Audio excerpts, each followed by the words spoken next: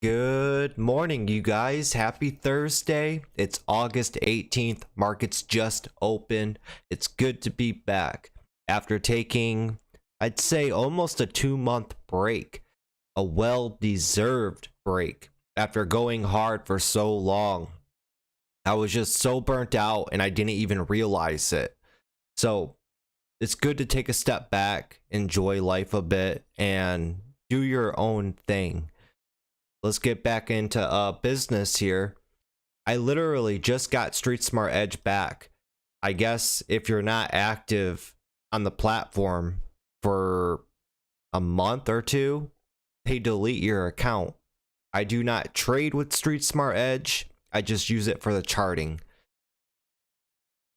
Looks like yesterday Sava had a good run on it in the morning, running up from 23 up to 34 bucks, getting a nice bounce here back up to 32. It's trying to push right out of the bell. Let's pull up the SPY here, take a look at the S&P 500.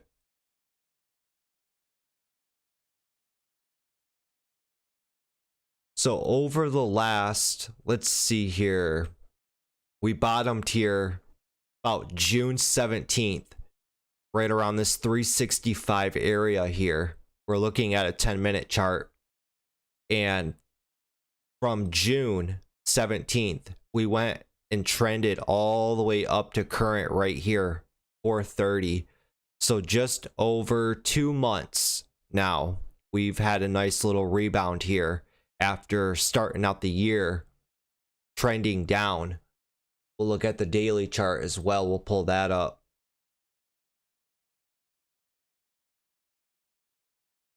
Markets are all making all-time highs every day. Back in the glory days, you guys all remember it. Every day we were waking up, all you would hear is markets are hit at all-time highs. We top out here January 4th, 2022 at the beginning of this year, and then we just trend down for the first 6 months of the year. So we've got a nice little bounce here off of the lows, and it's getting to a point where we're at the 200-day moving average up here, this red line. Now we're going to probably start pulling back, and there's going to be a few scenarios that's either going to play out. Let's get our little epic pen here.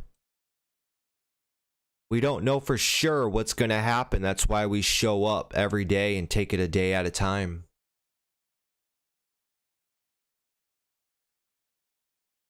So now that we got this run up here, we're going to probably pull back down, retest this 200-day a few times,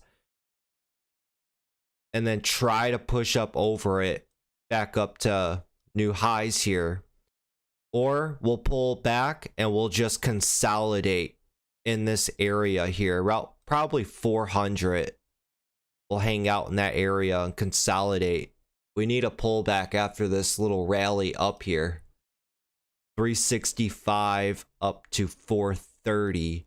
And when you measure it from the high here all the way down to the low, this is a nice little, I think we've bounced over 50% with right here.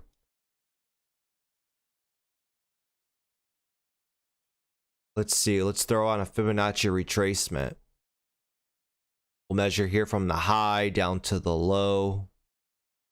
We've bounced up 61.8%, that golden ratio right here. So that's where we're at right there. And that 200-day moving average is there as well. So that's a nice little bounce there.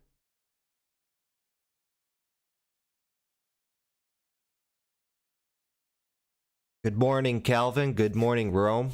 It's good to be back.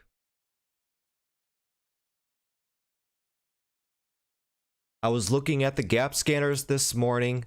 It's a lot of like low dollar stocks that were gapping up. Stocks under $3.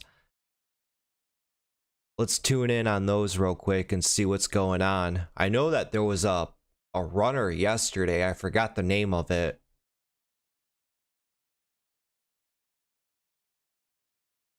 SPY this morning. So far, it's getting a little pullback.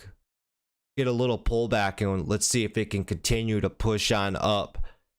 Because overall, we're still holding trend on the 10-minute here with the SPY.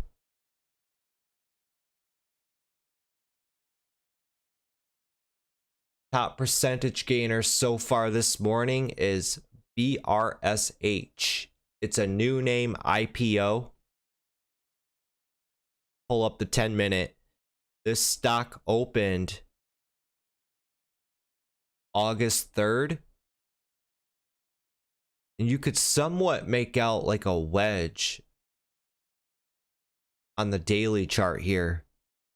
With the days that we've had it's been open. You can see there's a wedge like right here. We're up and over that. Right at like that 250. So I think 250 is an area for this BRSH to hold. Build up off that 250 area and push up to 3. Maybe it's highs up here at $4. We can keep this one on watch. You got volume pumping into it too. That's good.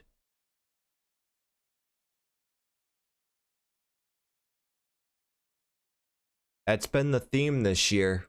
New name IPOs.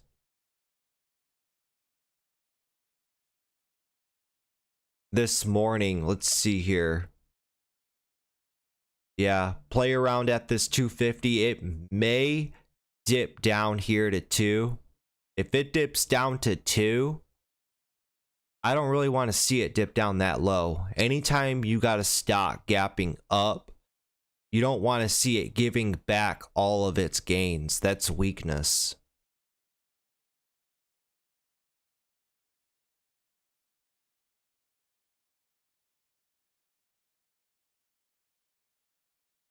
Sava's up over 32. Sava's a runner. It's ran in the past.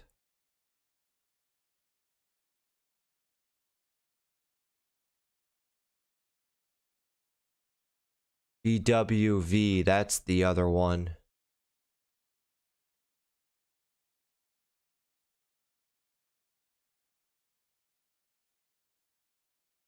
Oh yeah. We could see BWV bounce up there to $7.58. Heck, it could even run up to $10. It's only a 6.8 million float.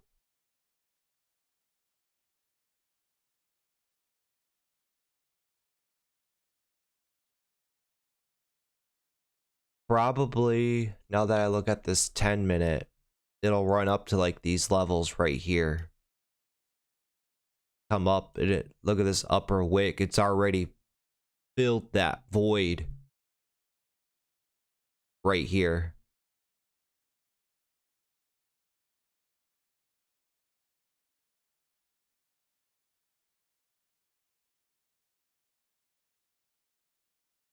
Daily chart looks good on BWV though.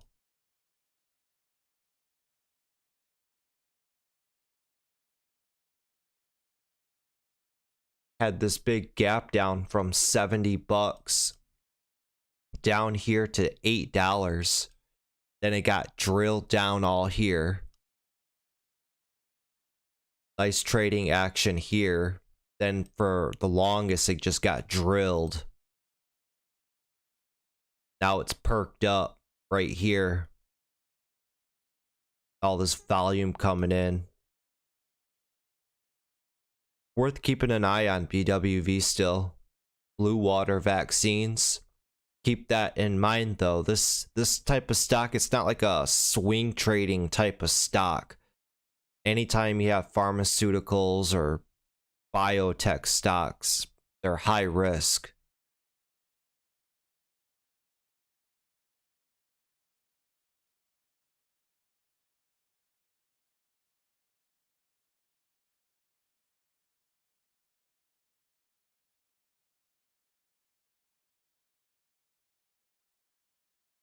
We throw BWV up on the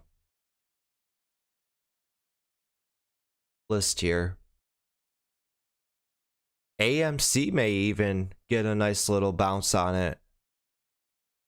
Looks like it's trying to bottom out there at 21.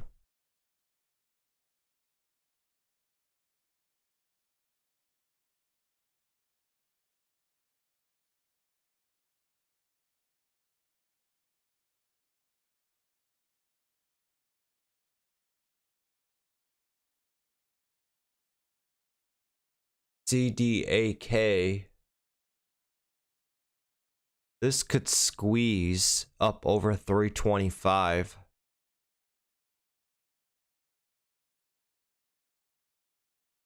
$22.5 million float. Look at all these halts over here. It's up over $13, $14. It could really run. It's a high risk play though. Yeah, look at all that action. Mostly to the downside. It's got history of failing. Formed a wedge right here. Dropped out. Got drilled down here. Perks up again. Drilled. Perks.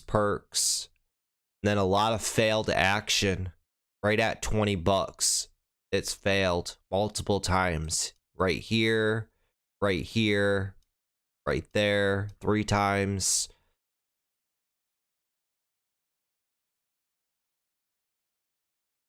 Now that it's perked up right here. See if it can pull back in this area. Build up. Start pushing up. You can push up to 15. May even run back up to and test 20 again.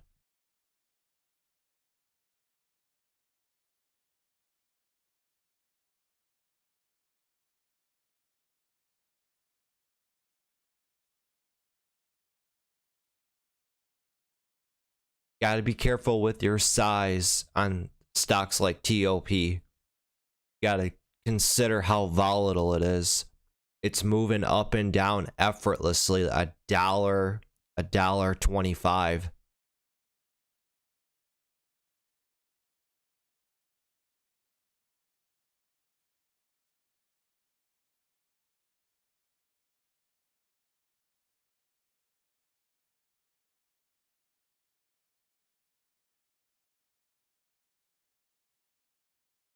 So top stocks this morning: TOP, BWV, VRSH is done for as the moment. It's also earnings season, I believe. CSIQ is another name.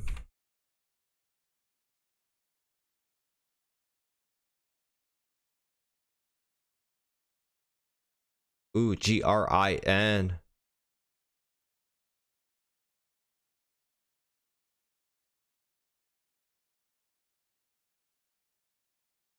Looks like it's gonna try to squeeze up.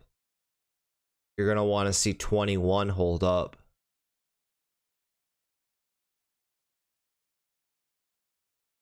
Grind rod shopping or shipping.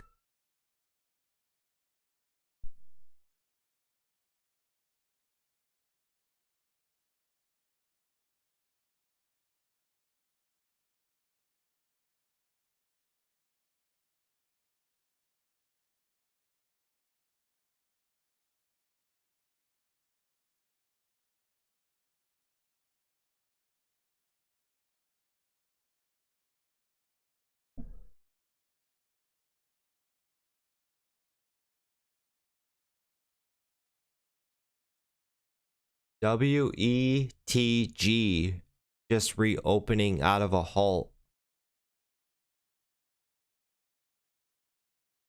Running up from $7 to $9 currently. This is another stock. It doesn't really have any history of running. Every single time it's failed. It failed here. It failed here. It failed here. So this stock has to prove to us first that it can hold its gains and continue to run, or even considering it. But it's worth throwing up and seeing how it plays out.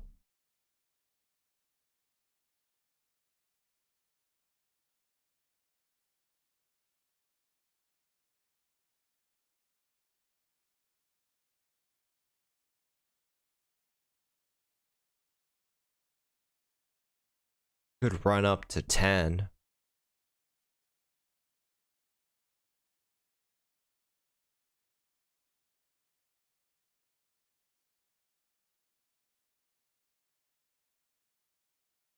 What stocks are you guys looking at this morning? Or what stocks have been in play this week?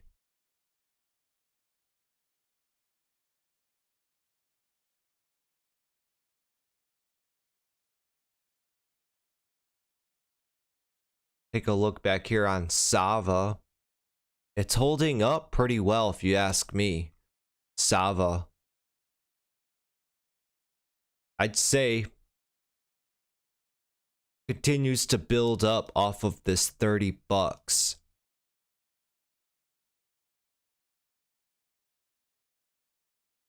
You could see it get a run up to 35. And then you got the 200-day moving average is up there at 36 for Sava. It's getting a nice pullback. Very nice. Got volume retracing on it too. That's good.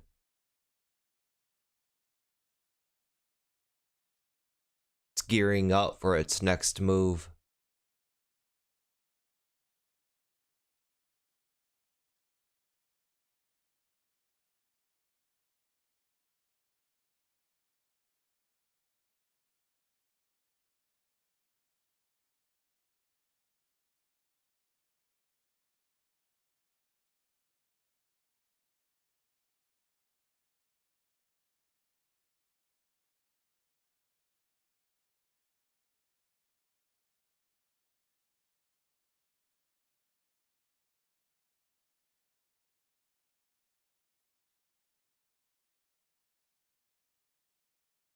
$30.31. You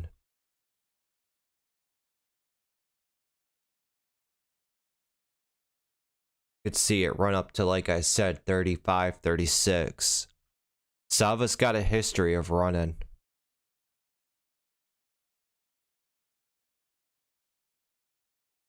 All the meme stocks were popping this week because of the craziness in BBBY.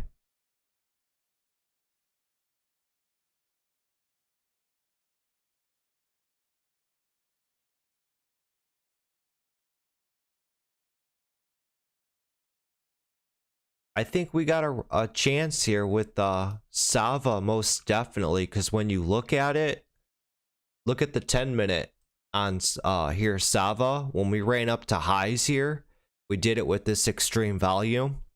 And now look at today, we're just about retesting those highs with this extreme volume. So that's a notice right there. And also, let's draw a line here from this high. See, we came right up to the high just about with volume. I think we got a good shot at running up and breaking up over this high. See how volume just subtracts and just goes sideways, and then you got that volume explosion. It's picking up on small little details like that I really take pride in, because not many people keep it bare bones simple like this, and they like to overcomplicate things and they'll overlook all of the answers. That's my philosophy.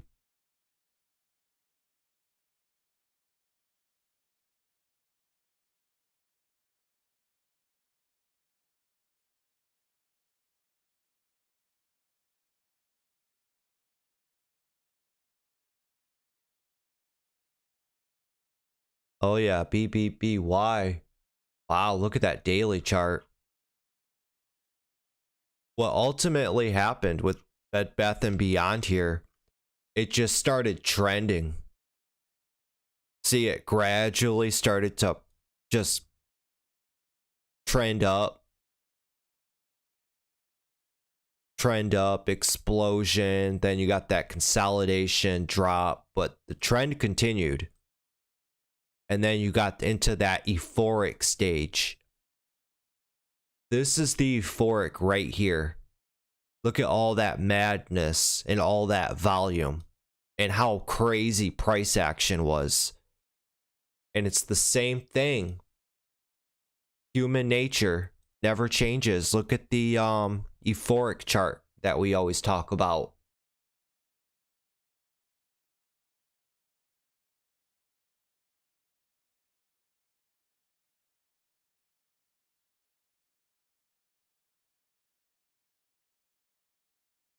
Just like this one. Stock starts to trend up, and then you just get into that euphoric run up here, and price action gets real crazy, and this is where all the volume gets sucked in right there at the top.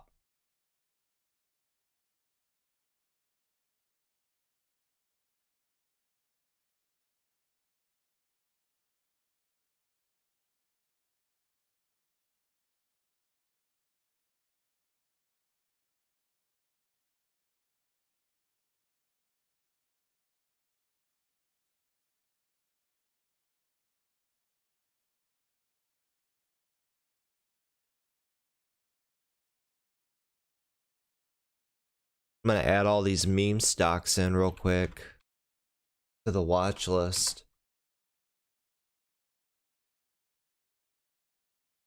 Go back here to Sava. See, it's still pulling back, Sava. You could draw a line connecting the tightness of it as it makes its way down to this $30. And look at how volume's retracing. So we're setting up with Sava. See how this one sets up and plays out.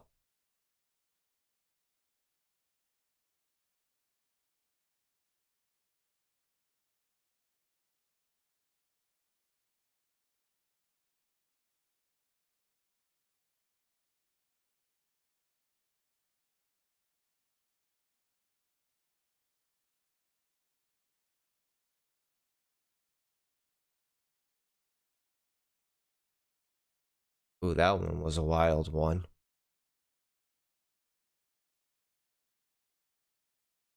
FRZA. This is another new name IPO. FRZA. Forza X1 Incorporated. That's got a good setup on it.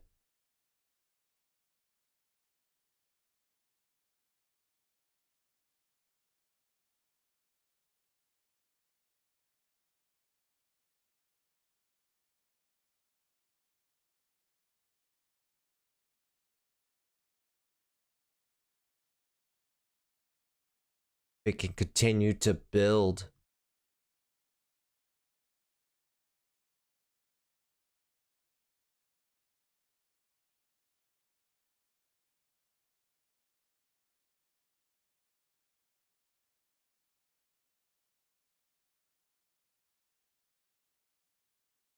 Yeah, it broke this downtrend here. $9.50, $10. It trended down to $6.50. Now with it perking up right here, it's trying to establish itself right at 7 and work its way on up potentially. It's a good one. Just like what it did right here. So it trended down and then it perked up and broke that trend, and you got that pullback right there. And then boom, 650. This thing ran all the way up pre-market there to $10. Same exact thing it's doing right here.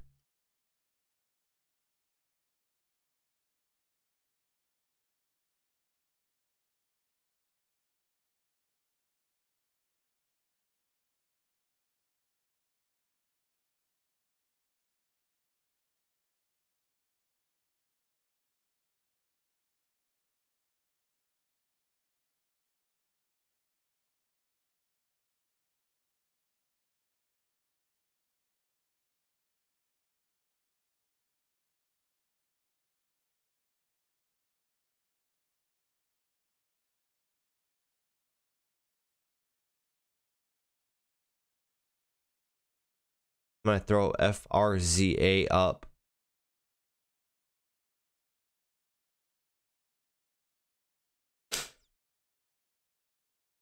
Sava is right at 30 bucks.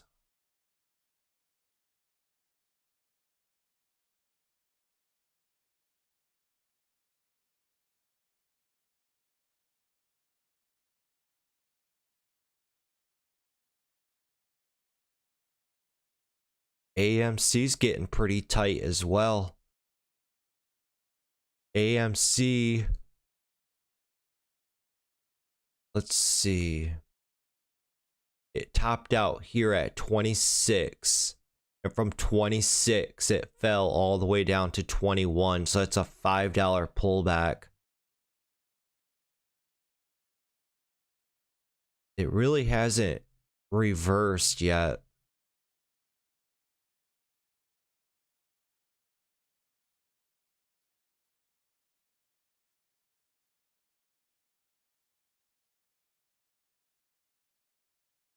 SPY still hasn't really chosen its direction. It's like getting that shimmy pullback on it.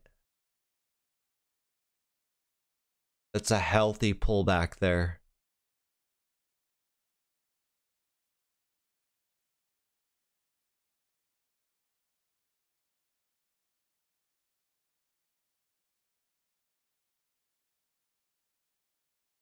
STEM.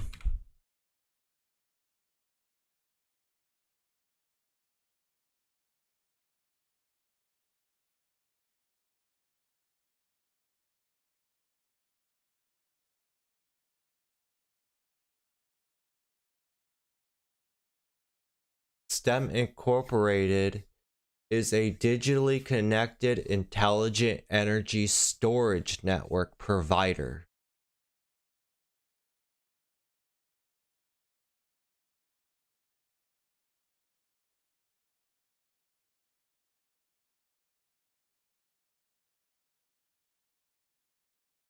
It's up at a lot of resistance though, STEM. There's a lot of resistance here at 1650.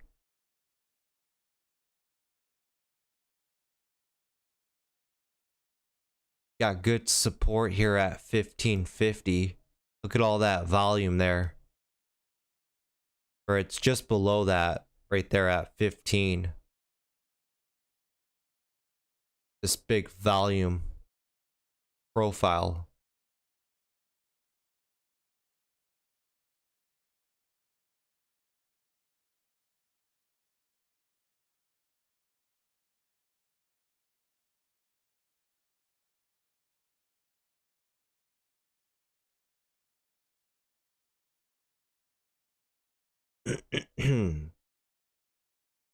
QNRX, this is a pharmaceutical. So far, QNRX, it's failed.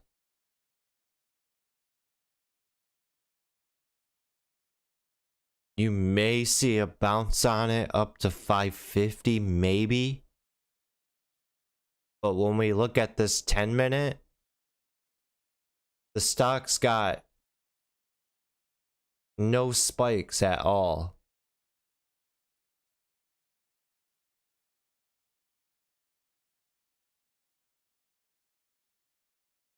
You could see there's a lot of resistance here at 6.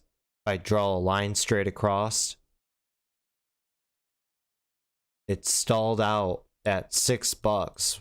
1, 2, 3, 4, 5, 6, 7, 8, 9 times.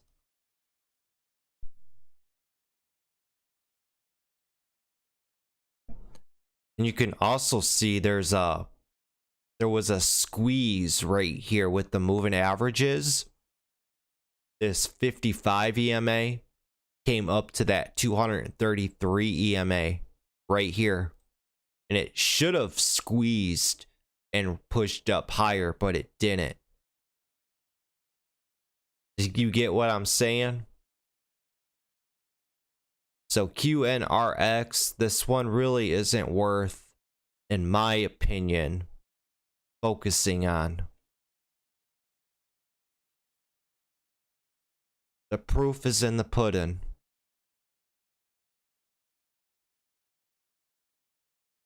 But if it does bounce up 550, that's 50 cents.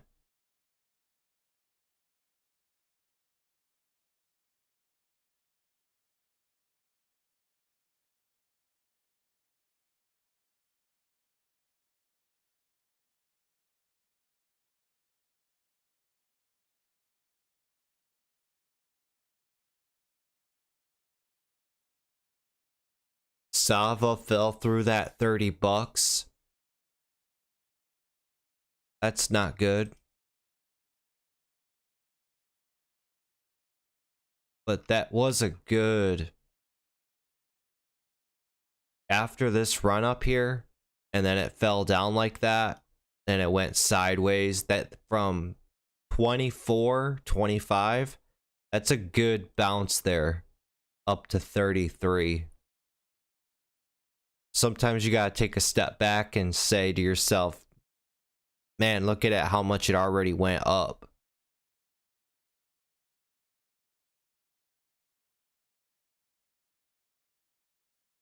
And why it's also good to have options, so you're not just focusing on one stock. So we still have FRZA.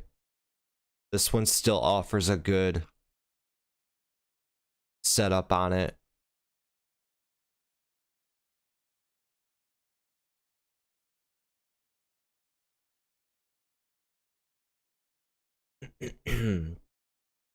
Hey, you made what? Almost 25 cents on that? Or just over 25 cents? That's good.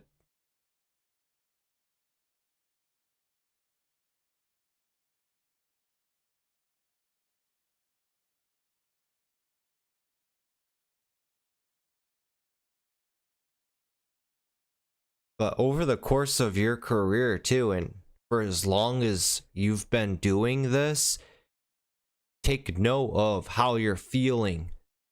Like, you're a lot more calmer as you progress in your trading career, and you've seen setups play out time and time again.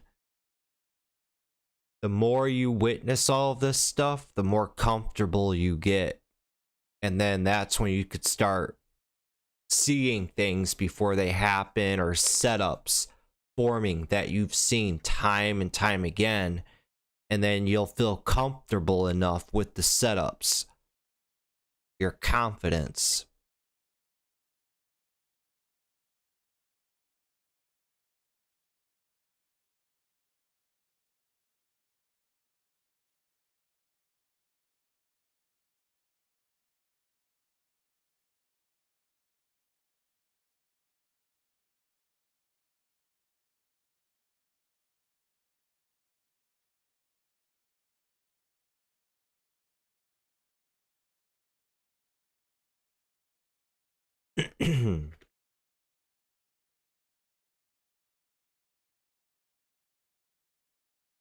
Yeah, 300 shares, 25 cents. It's a nice $75. Pays your gas bill for the month. Market's only been open for a half hour. You made $75. That's pretty good. $75 for a half hour's work.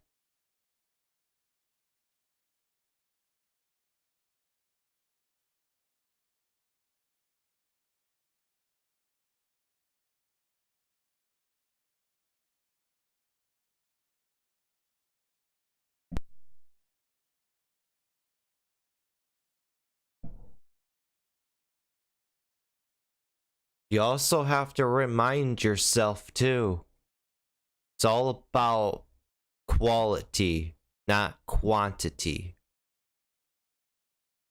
I know when you're brand new, you want to trade every day, you want to trade as much as you can.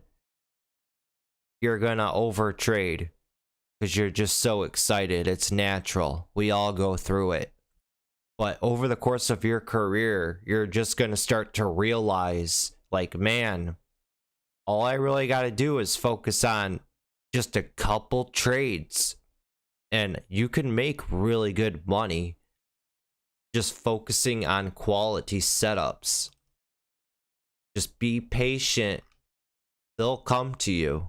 They will. It's the hard part is just waiting.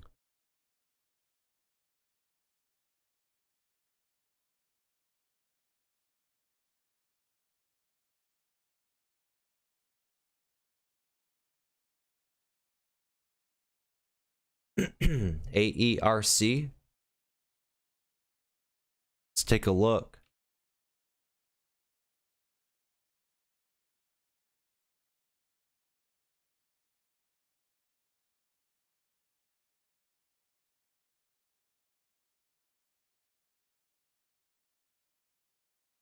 It's trying to set something up.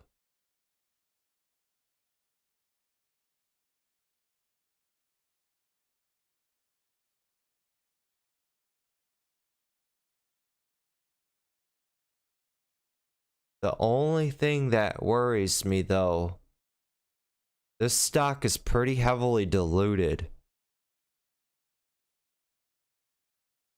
Like, the way I look at it, and this is just from my perspective, whenever I see activity in a stock, like it had this big run up here, and then it had this big long pullback, but what I'm most interested in is something like this.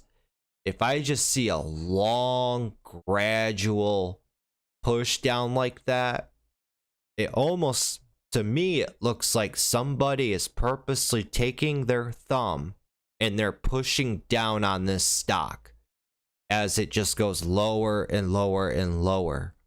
That's dilution right there. So from July 11th, the stock was at $14.50. July 11th all the way until August 9th, it went down to $4. So they pushed this thing down $10 a share. Then they popped it here. So that was 1 month. It just did nothing but decay. And then from 4, they rip it up to 8. $4. Look at how quickly it ripped up. And then from $7.50 August 10th, they did the exact same thing right here. It's like somebody's taking their thumb and pushing down on it. They're diluting it. August 10th till August 17th. So a week. This went all the way back down to where it came from. Now they're popping it up again. It's trying to set up in form, but you get the pattern that they're doing over and over and over again.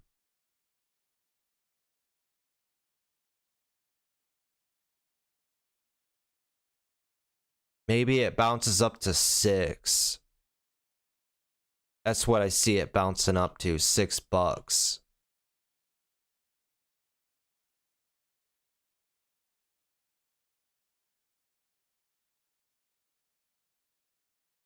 I don't think it's really worth it.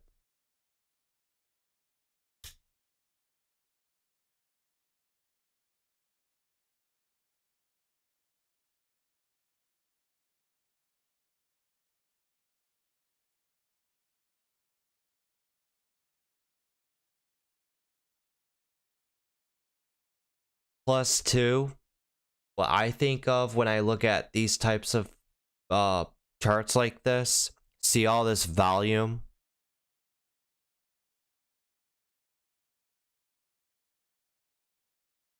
All this volume right here when it went from $4 up to $8. You got to think of all the money that's been trapped and stuck in on this as it got decayed all the way back down, and now it's starting to perk up again. It's almost like you're gonna be buying into the bag holders because they've been holding on to it for so long. You know what I'm saying? It's a tough situation, this type of trade like this.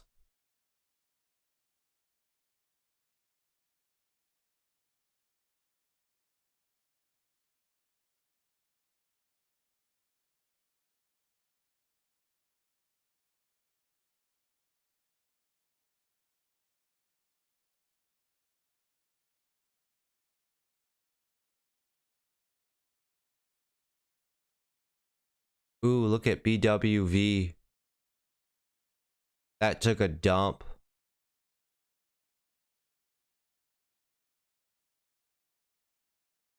When it stalled out here at that $6, it flushed through the VWAP down here to 550s, and now it's halted.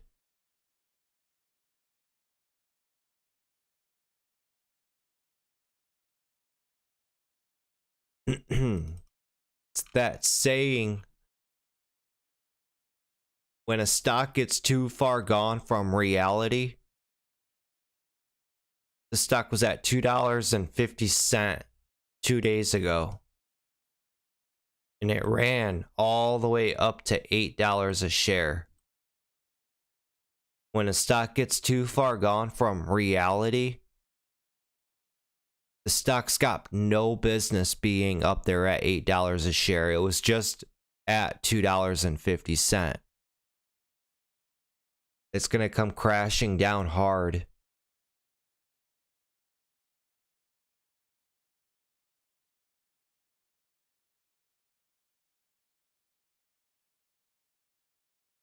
Check back in. Looks like our FRZA made its move. So far, it's ran up $1.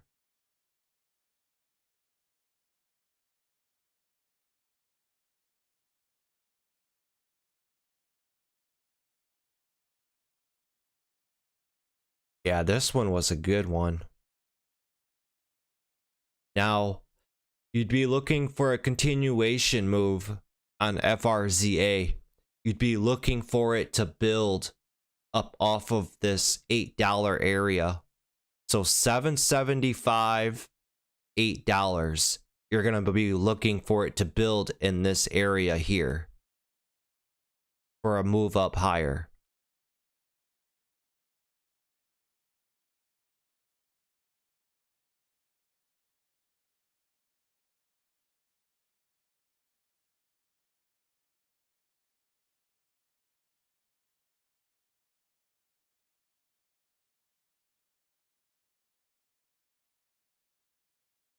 The stock gets up over 10.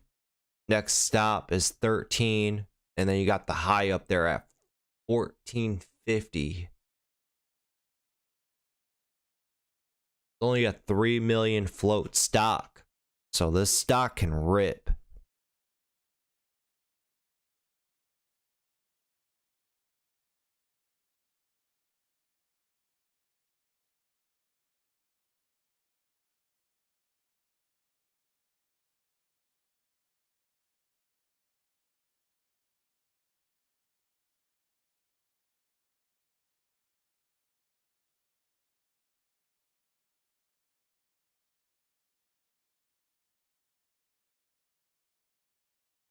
See, look at the SPY. It's still in limbo right now, as it's just been trickling down.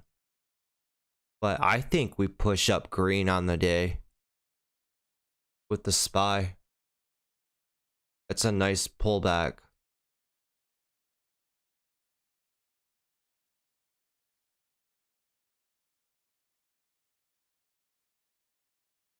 I believe it's still holding trend too.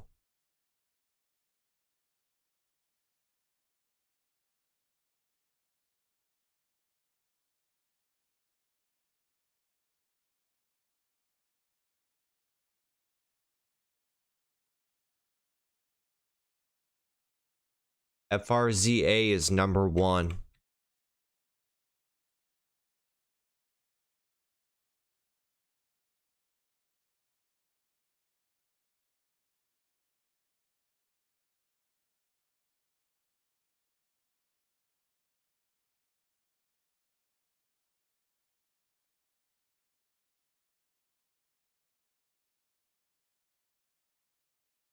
Ooh, look at drug. DRUG. This has been running up from $1 up now to 375. It hit a high.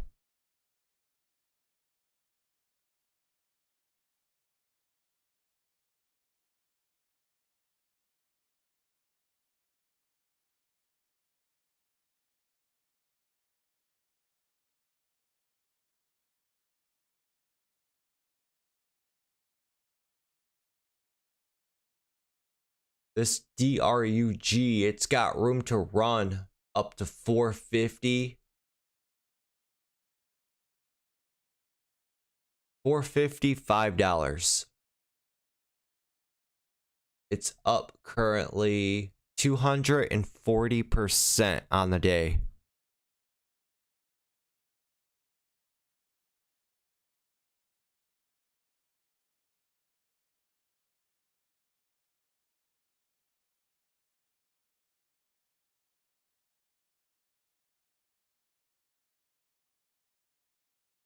See, this is a perfect example here on drug.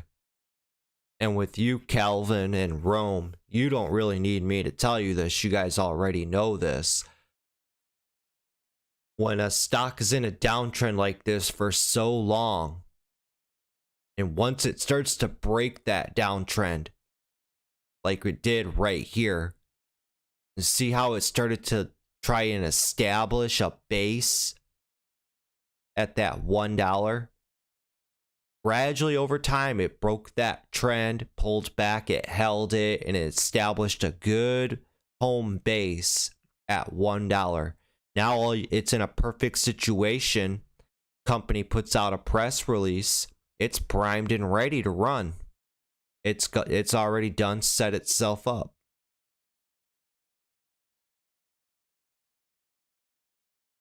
And this is on the daily chart.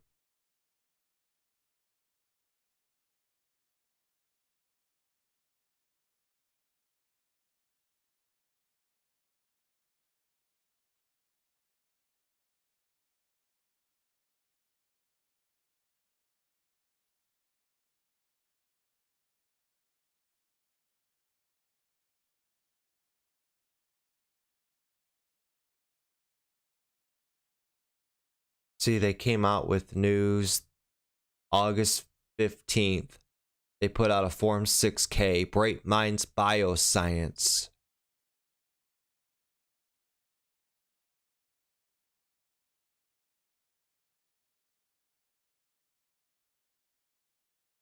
Here in the Form 6K,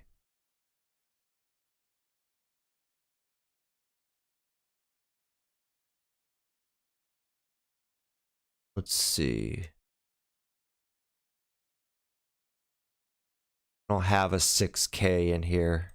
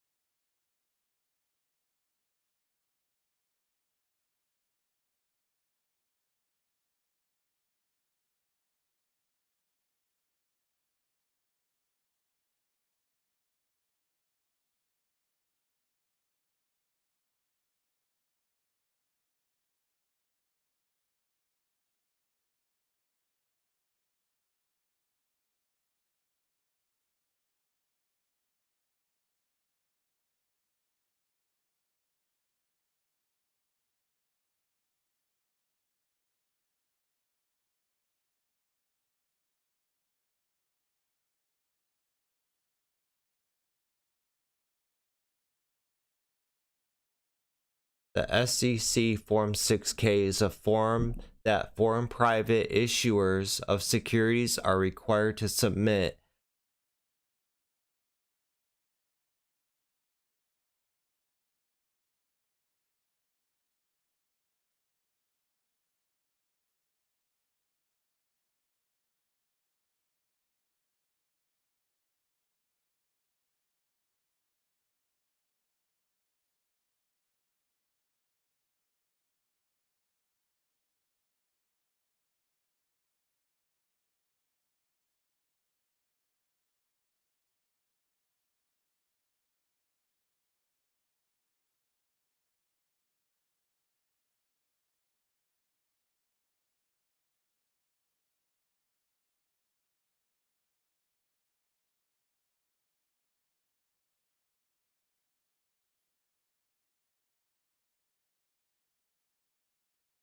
NEGG, that thing sure did fall off, didn't it?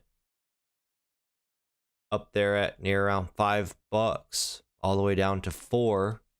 BWV, did that reopen out of the halt yet?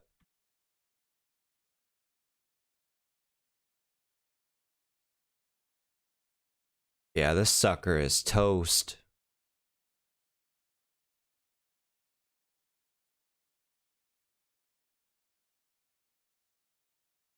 They're from about 250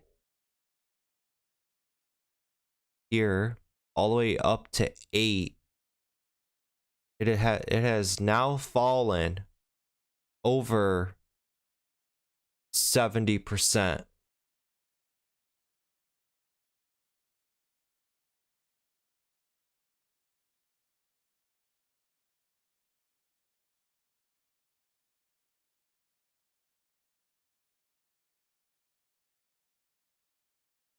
Now the best thing to do with BWV, let it fall. Let it continue to fall. Be patient and wait for that confirmation for a reversal and then play the bounce. Let it pull back all day today and maybe tomorrow, I would say. We could see a nice bounce on it.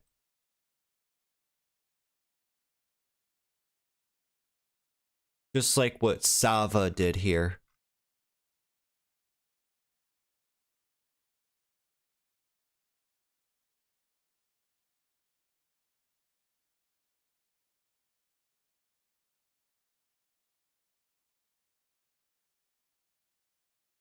Yeah, Bed Bath & Beyond.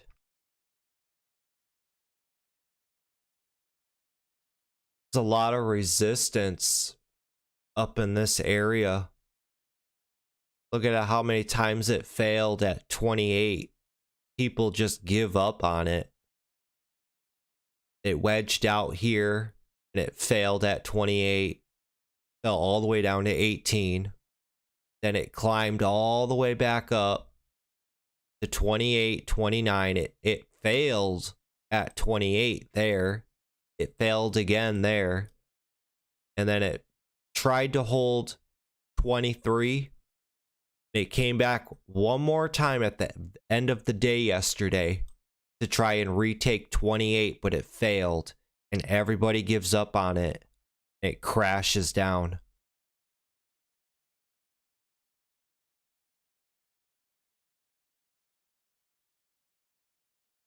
It's worth keeping an eye on though, because we could see a nice bounce on it.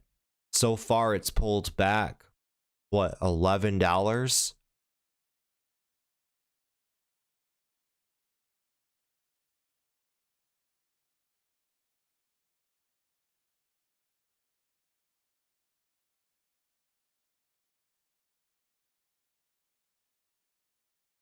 See, and here we go with the SPY. We're trying to push up green on the day. Told you guys it's looking good for the SPY to push green on the day. That's a healthy morning pullback there. So look for 3 out of 4 stocks in the overall market to go green if the SPY pushes green. Your Apple, that's looking good if the SPY pushes. That's highly influenced. by the S&P 500.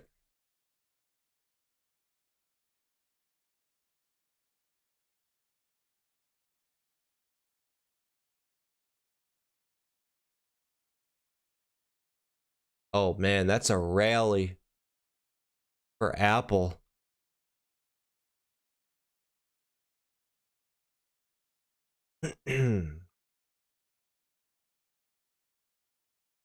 Here from 129 at the lows right here, back January 17th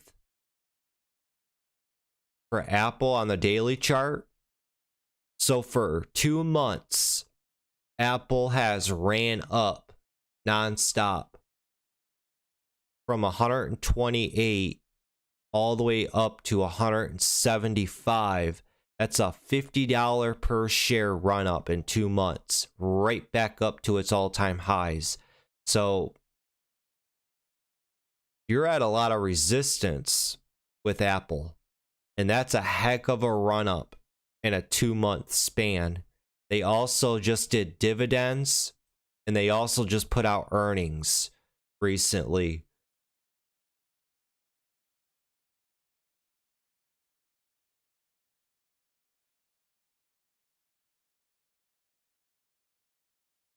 Stay ahead of the curve is what I would say. Sell when times are good, and then patiently wait for that next opportunity to load up. That's a heck of a run up with the Apple in 2 months too.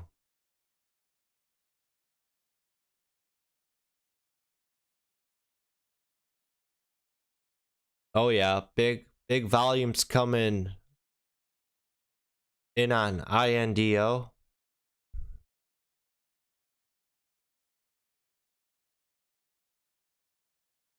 We got room to run with INDO. This is a former runner, and it's in the energy sector.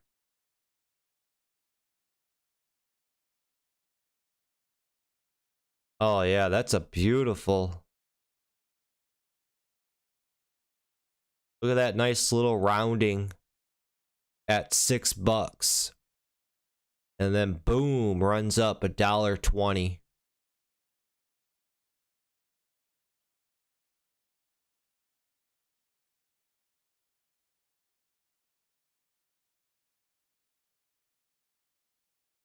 The thing with energy, you gotta play it when it's hot.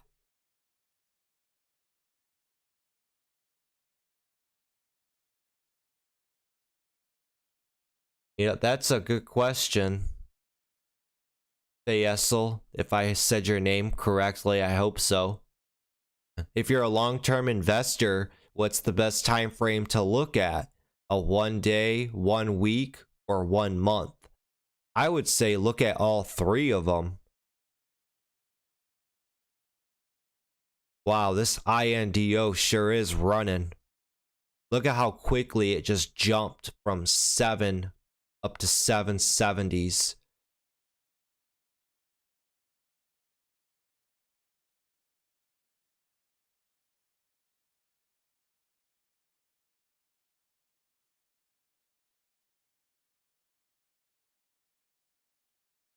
Yeah, if you're a long-term investor, all 3 of those time frames are your best friend. The daily chart, weekly chart, monthly chart. And then if you wanted to go lower, look at a 4-hour chart or an hourly chart to pinpoint. But focus on the big picture, and most importantly, you want to focus on the juggernaut companies. Apple, Tesla, Facebook, Google. And track your indexes too, because a lot of your large cap companies are highly influenced on, or they control the indexes like the S&P 500, NASDAQ,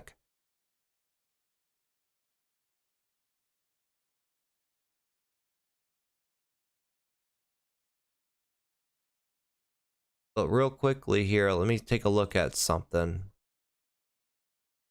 Go back to Apple. See, we're looking at a daily chart on this. Now we'll flip it over to a weekly. See, now that we look at the weekly chart here, and visually you're seeing it too. So for Apple, the last 1, 2, 3, 4, 5, 6, 7 straight weeks, Apple has closed green. That's a bit overextended if you ask me. And by visually seeing that and telling yourself that, like, yeah, a 7 straight green week, that's a bit overextended. The stock, it's getting exhausted. It needs a pullback. And then even when you look at it on a monthly time frame, now for the last 2 months, this stock has been green, and you could see clear as day, like, hey, we're up at resistance. Chances of us just running up and breaking up through that are slim. It's gonna want to try to pull back down, build up, and potentially break up through that. Just look at the past. When this was right here, Apple was at resistance and they did a split there. September 1st, look at how many times it tested its high, and then it finally broke up through that high. Going into the following year, 9 months later, it finally pushed up through its high.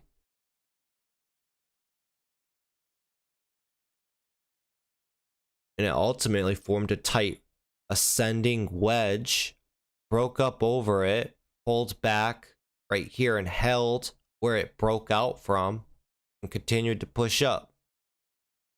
Now it just pulled back here again to that wedge area it broke from, bounced right off of it back on up.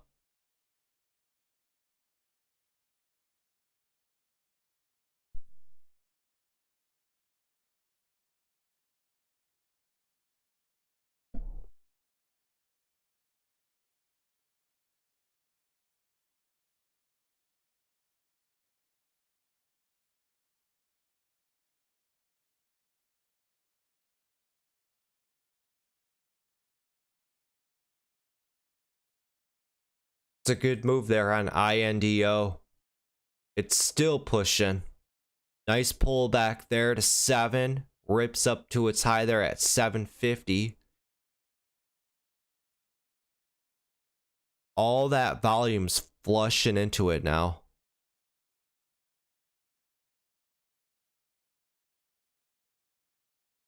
$500,000 in volume.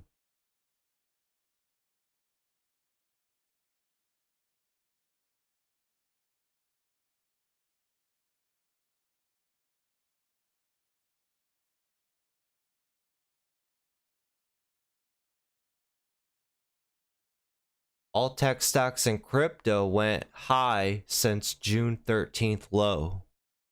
Yeah, we've seen a really good bounce across the board in the markets. This was a really great bounce. The question is now, how much farther do we go? We've just pulled it up. We've bounced. If you do the Fibonacci retracements, we've bounced over 60%. That's a good bounce.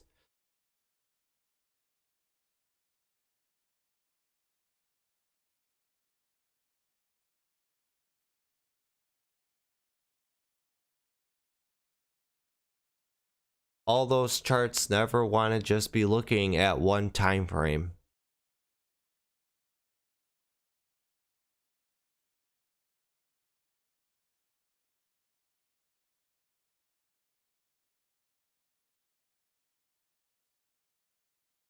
See you later, Calvin. Have a good one.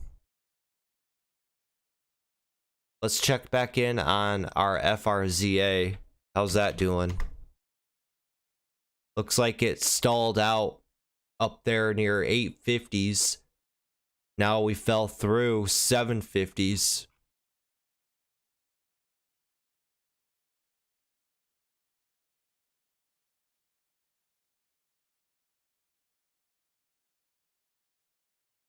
It failed. You can even draw a line right there. Really wanted to see this $8, $7.75 hold up, this area here. It could come back later on and squeeze. If it falls down below 7, it's for sure done for.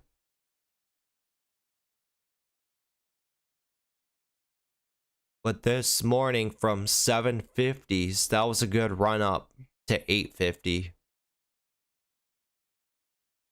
That's why you got to tell yourself you want to try to see it before it happens, and you want to try to capitalize on these moves as early as possible, because the more people start to come in, the more complicated things get. Perfect example, INDO. Trading it now, you're just going to throw your money out the window. Go back. Look at how it formed and set up.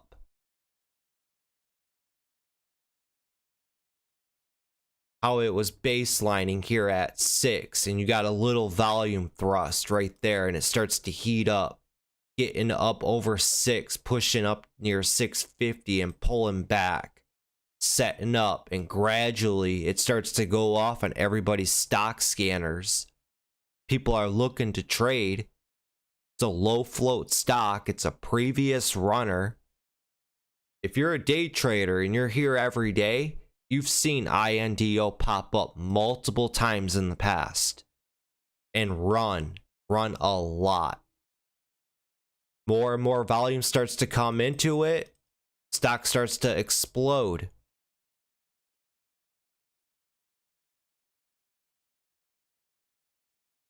All this volume just pouring into it now. Now it's late.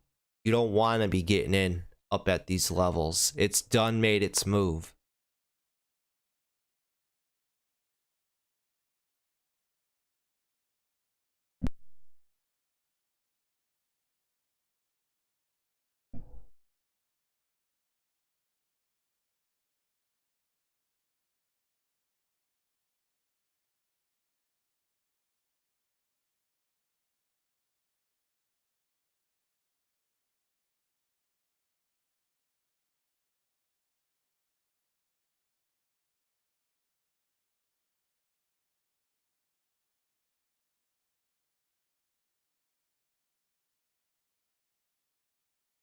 Let's see here, Sava.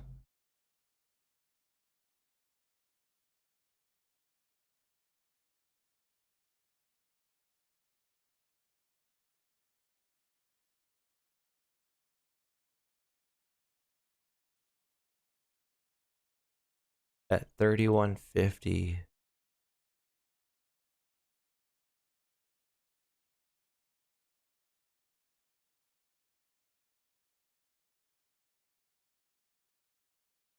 I think we bounce up to 29.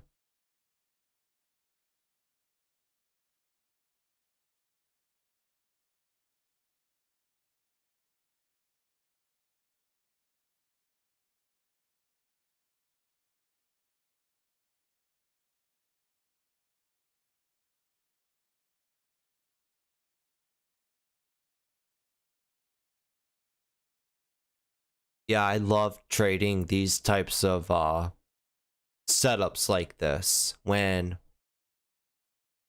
these are some of my favorite trading setups. When a stock is hot and running in the morning, and then when it starts to decline and decay like that, I'll just patiently just sit it out, wait, let the chart speak to me, and catch it for that bounce. And once you've seen so many of them, you start to really get confidence in the bounce itself. Because at first, you'll sell too quickly, and then you'll watch it continue to run up. And then after seeing so many bounces after reversals or downtrends like this, and you've seen it over the course of your career, them have $3-5 bounces to the upside. That's where your patience and confidence comes in. You can make a lot of money trading just simply bounces.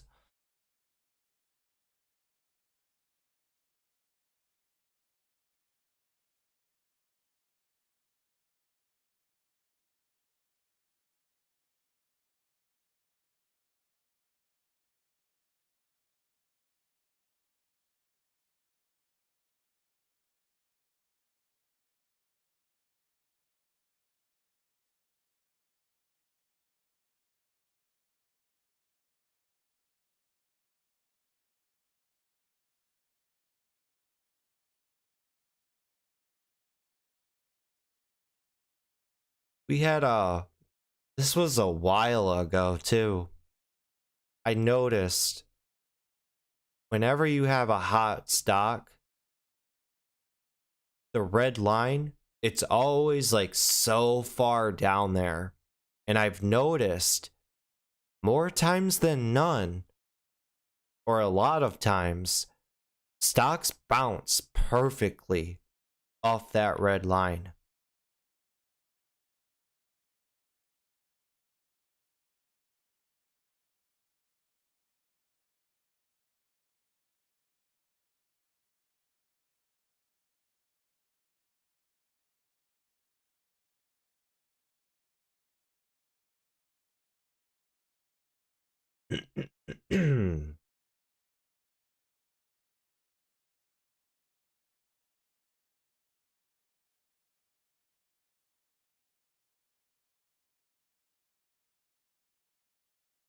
Spy, so far so good.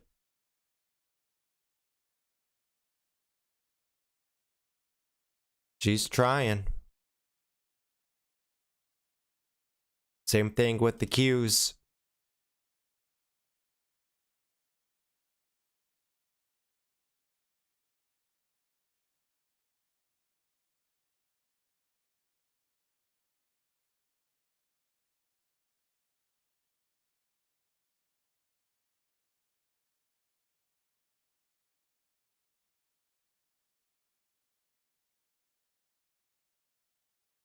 Feels good to have Street Smart Edge back too.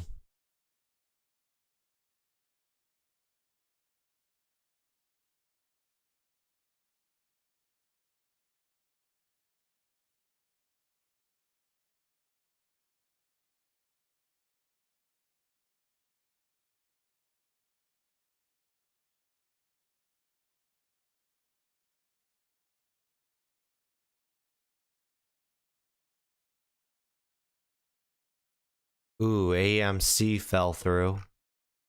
Down to 1950.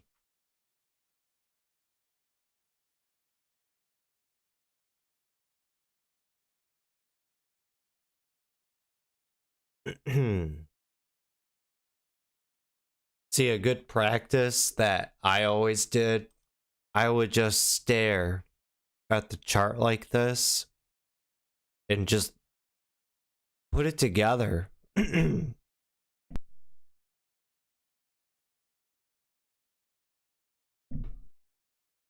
my pen here, I would tell myself, like, man, this formed a wedge. We see wedges all day on charts. And then it fell through that wedge right there. So I would point out and say, that was at 2150. It fell through that wedge. So that's going to be a significant price level potentially in the future. It fell through that wedge, then it consolidated for a hot second, and then it continued its trend on down. Now it broke that trend, that downtrend, and now it's currently bouncing. And from 2150, it fell to 1950. That's a $2 per share downfall right there. So 50% That's going to be 2050. So it's going to be at resistance there. And then just connecting the lines and everything aligns up with it. If you draw a trend line out connecting from here all the way, you see we're right at that trend line. And just by practicing this, simple stuff like this, over and over and over and over, you're training your eyes in a way, and you're getting used to how these stocks like to move up and down. And this is how you're able to project your price levels and get an idea if a stock has strength, if it has weakness, and so on. I really strive on the simplicity of things. I want to keep things simple as hell.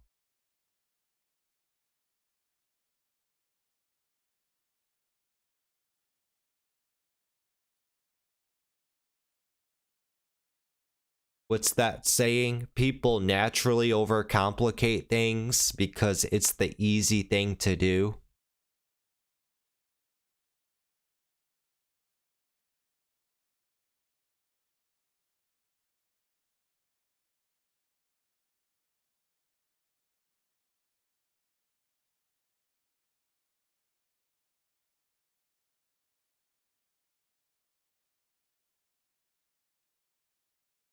Your AERC there, Rome, got a run up there to $5 just about.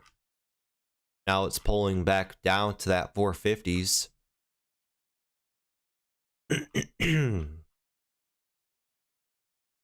You're probably right though. This is more of a swing trade. See a nice little run up on it. It's just a matter of how long will it take to make its $1 run, you know?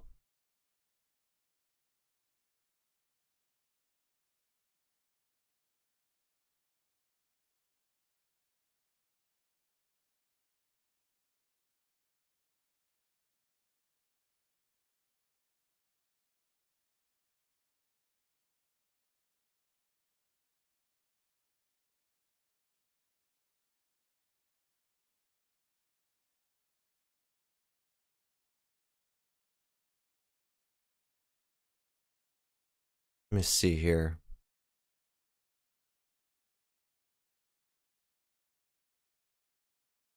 Oh yeah, another good one with this.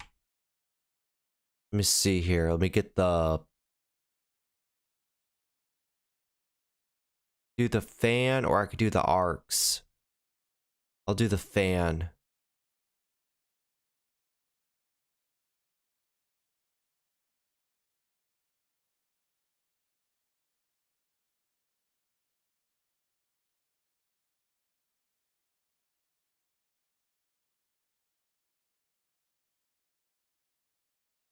See how that plays out.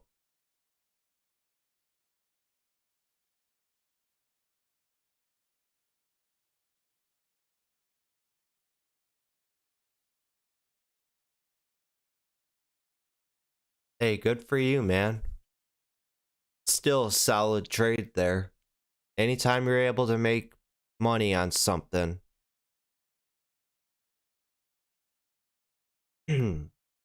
It's not yours until you lock it in.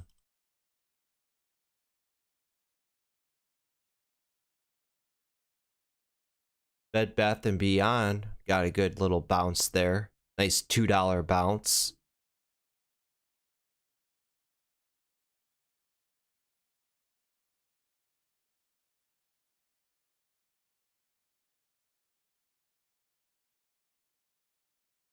See, with Bed Bath & Beyond,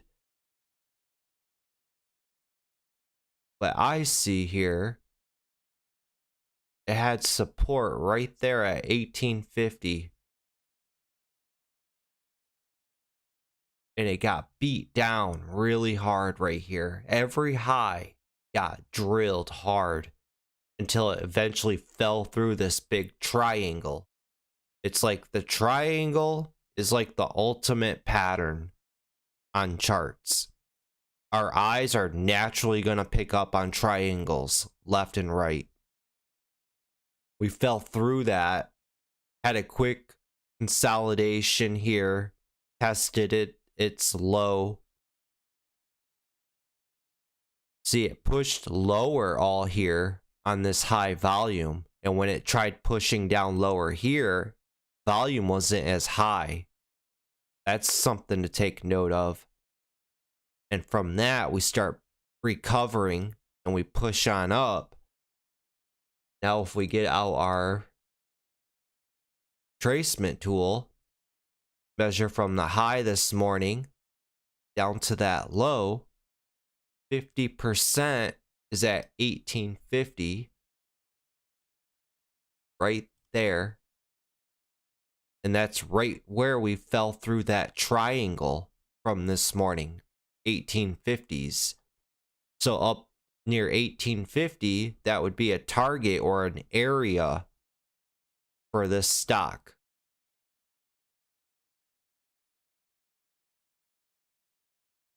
And by practicing this over and over and over, you got to put that time in yourself.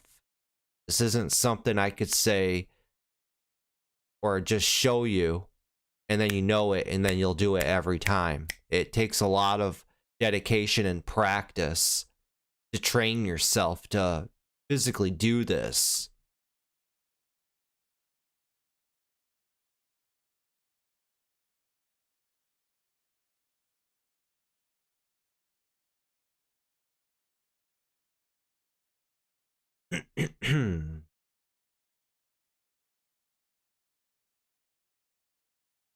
What else we got going on here? I was looking at the stock bot in the Discord here. They have it set up weird. They did some changes.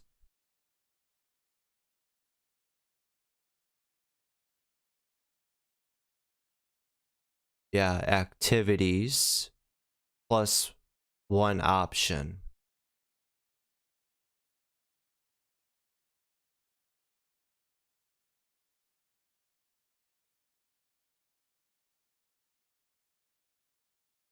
See here.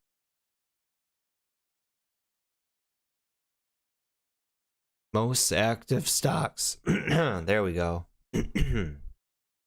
So you got to use the slash command now in Discord. There is no more of this.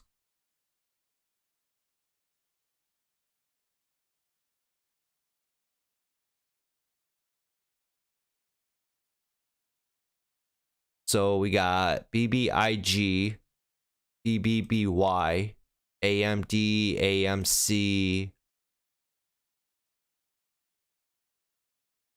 Pull these up.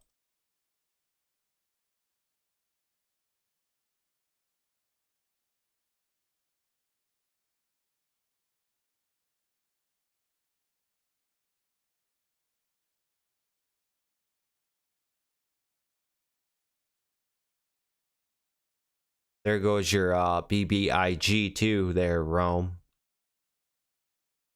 Little patience. And now too, let me go back to Sava real quick. By what we were just talking about and being patient, and even if you're not even trading it, doing the technical analysis on it and watching it bounce real time. Get about 50 of these under your belt. You're going to get more comfortable. You're going to get used to seeing it. You're training your eyes. It's all about training your eyes, seeing patterns play out over and over and over. That's how you get better.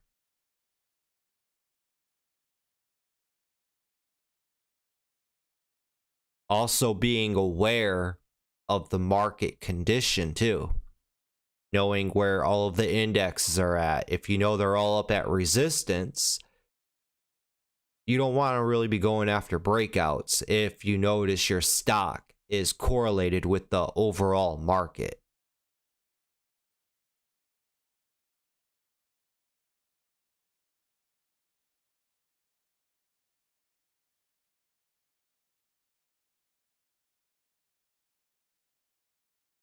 Just pulling up some of the big names of the day here.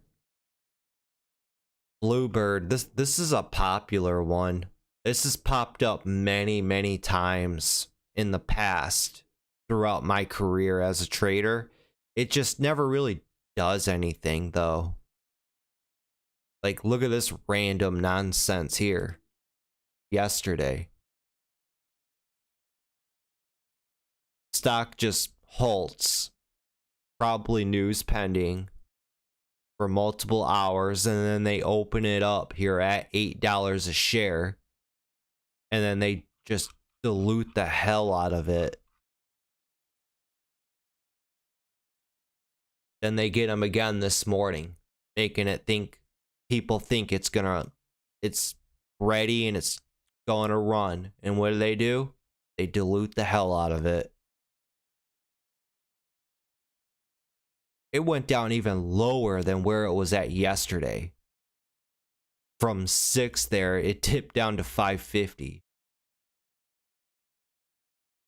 That's garbage.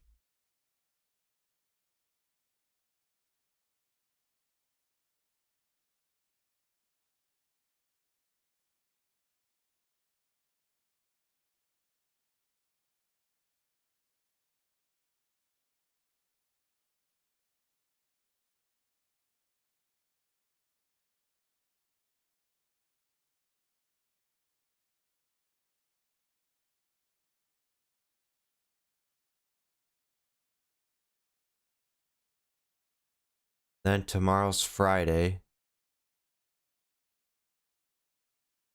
We got about a good week and a half left in the month of August. Then we go into fall trading.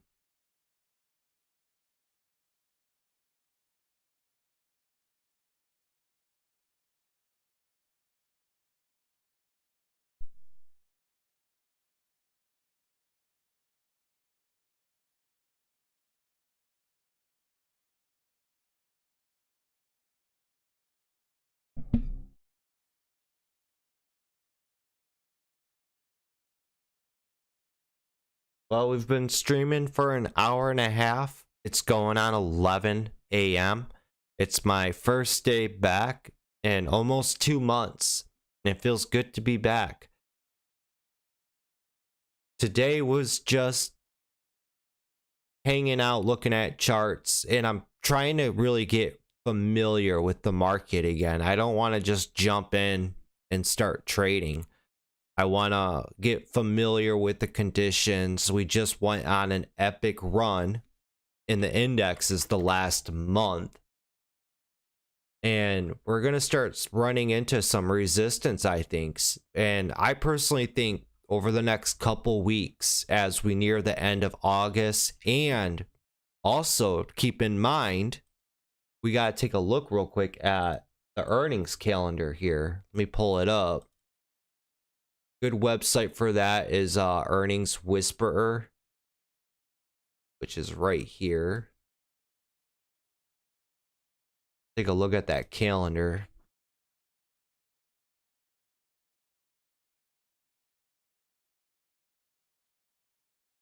We didn't have that many companies putting out earnings today. Let's jump to next week. Handful of companies. Then going into the end of August, that's when we really start picking up with companies putting out earnings.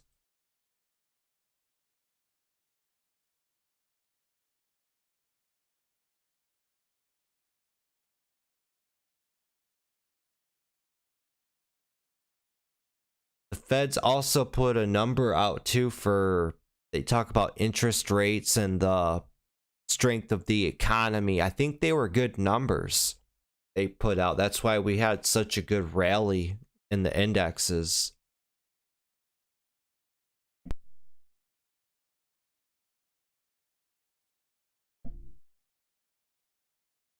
And then usually throughout the week, I'll add hot stocks to the list. I've been trying to go through here and see what you guys have been talking about in the Discord to see what's been popping off. Breaking Bread said back on Tuesday, FRZA gets over 10, could be wild. Stock is still in play today.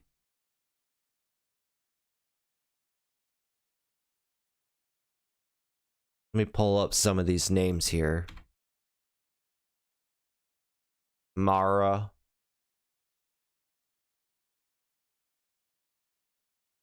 It's like Mara's trying to bottom out there at 15.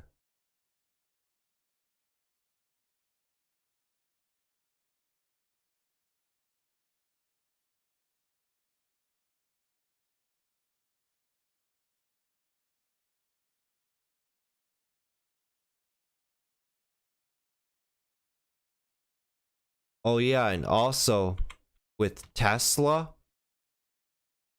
thanks for letting me know, Rome. Tesla has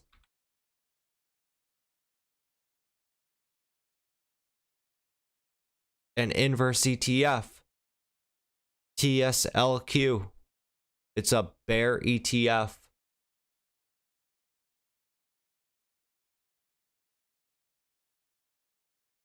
So whatever Tesla does, TSLQ will do the opposite.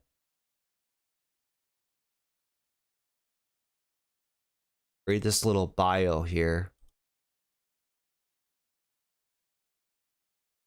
The investment seeks daily investment results before fees and expenses that correspond to the inverse negative 100% of the daily performance of the common shares of Tesla Incorporated. Under normal market circumstances, the advisor will maintain at least 80% exposure to the financial instruments that provide inverse exposure to the daily performance of Tesla.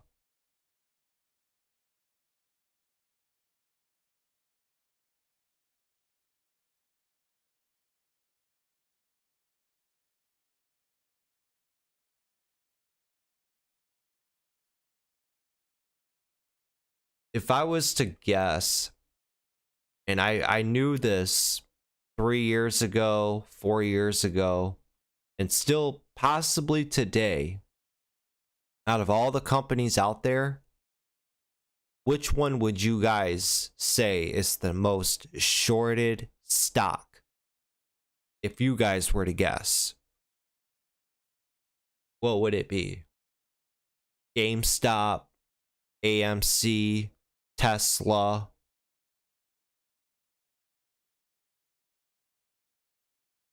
What do you guys think?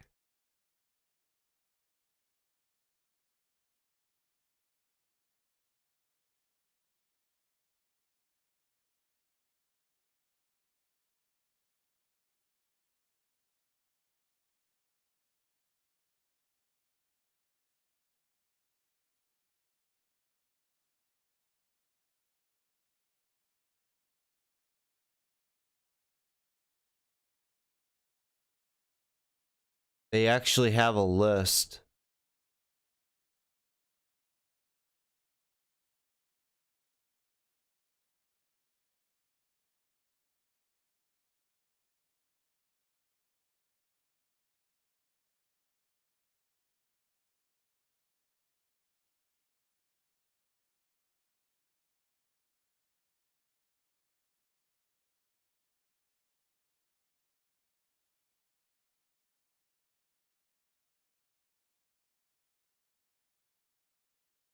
This is from US News. The 5 most shorted stocks of June. And the top 5 were Snowflake, Salesforce.com, CRM, S&P Global, SPGI, DraftKings, and Virgin Galactic Holdings. The top shorted stocks in the month of June. See, it's little things like this and that you look into could potentially lead into a trade idea. So with us knowing that these were the highly shorted stocks in the month of June, then in July, you would keep them on your radar for short squeezes, because those short sellers at one point are going to have to start covering. Let's pull a few of these up and see how they played out over the month of July and August.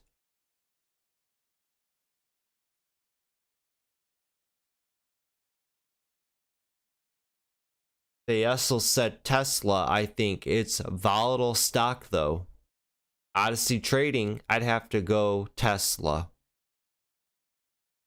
Over the course of my career, Tesla has always been the #1 most shorted stock. Even back then, for some reason, people hated Tesla. They hated it. But yet, everybody had it in their long-term portfolio.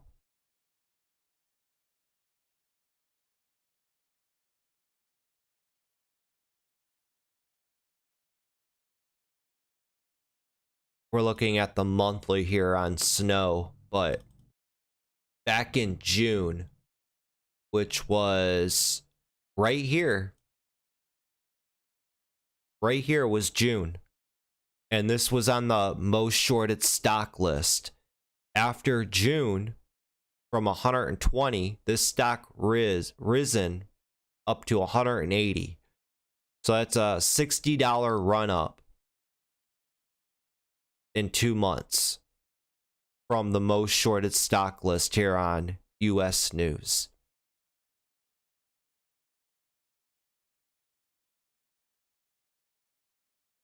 CRM was another one.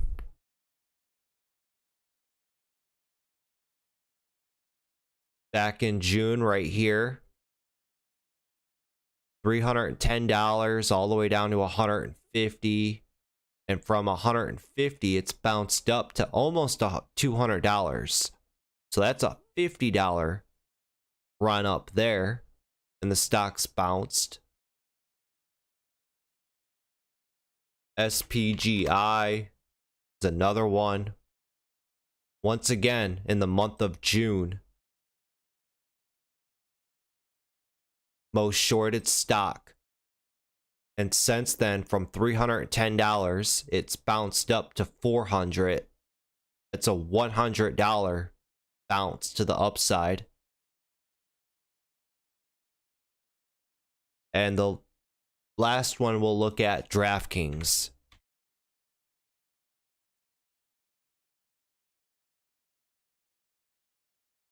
See the month of June right here.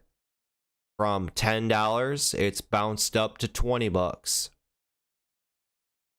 And what's the one thing that all of these stocks had in common?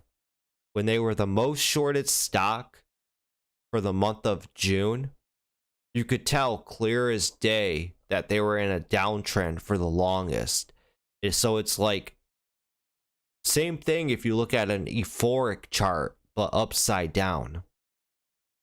Everybody wants in on something after the fact because they see how much this stock has fallen, and they say, dang, this stock has fallen from $69 all the way down to $10. Then they instantly think of how much they could have made, and then that's when they start to get unrealistic expectations that they're going to make that, and they're going to jump in on it down here, wanting to short it even more, when they should be really doing the opposite. Does that make sense? It's just human nature playing out naturally. That's all it is. And that's where us as traders and investors, we think differently and outside of the box, and we educate ourselves, and we put in the time and experience. We see all this stuff play out over and over and over again. And that's when we start to develop our own playbook.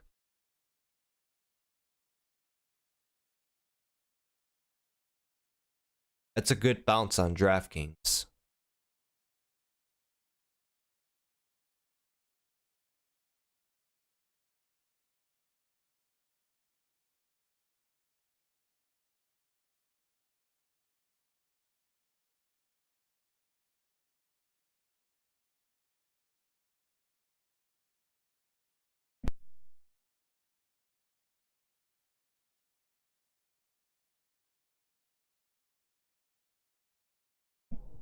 After being gone for just about 2 months and jumping on this stream today, we've been streaming for an hour and 40 minutes. My throat is already sore from talking so much. I gotta get back into the routine.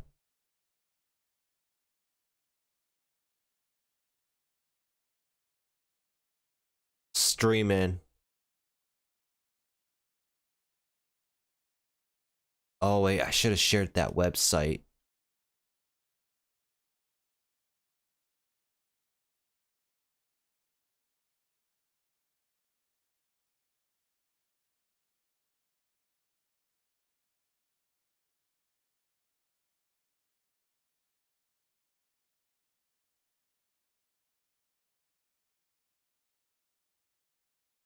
How is that TOP doing?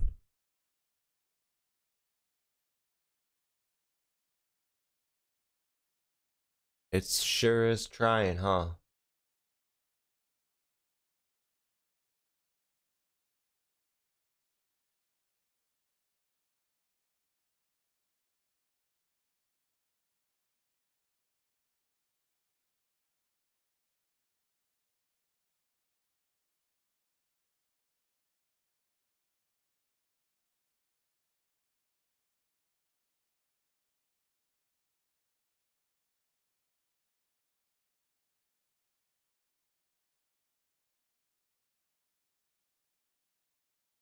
Great, now I can't even find it.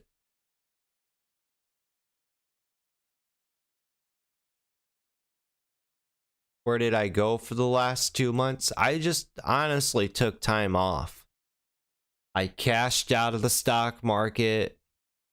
We were going into summer trading. Things were already slow. We were declining, making new lows. I just wanted to enjoy myself and take time off, to be honest.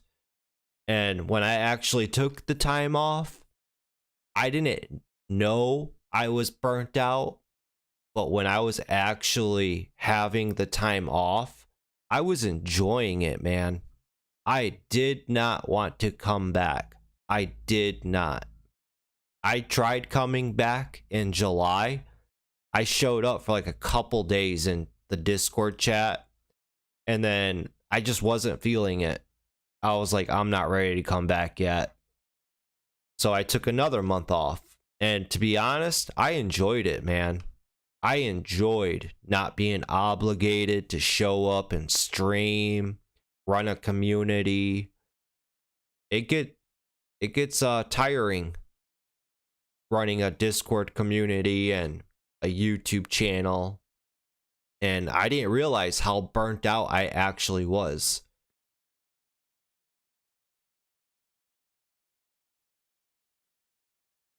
But it feels good to be back now. I'm well rested. I'm sharp.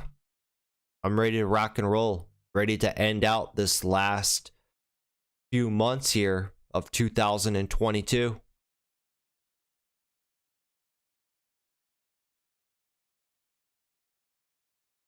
Yeah, but for going for 5 years straight like that, I think about that. I've been streaming and making content on YouTube for 5 years. It's a long time, man. It's a lot of content. I would say probably too the best thing about doing it is meeting you guys and seeing how many great people there are out there in the world, and that people that I can relate to and talk about stocks with, and most importantly, people who stick around, people who just don't come in, they hang out for maybe a couple months and then they disappear. The one thing that I really got tired of was people just coming and leaving. It's like they would come in, they would suck up everything that they would suck up all the education they could, and then they'd just leave out, leaving you empty inside in a way. You know what I'm saying? Like, I got tired of just repeating myself the same questions over and over. How do I do technical analysis? What do you think of this stock? What do you think it's going to do? It just got tiring, you know?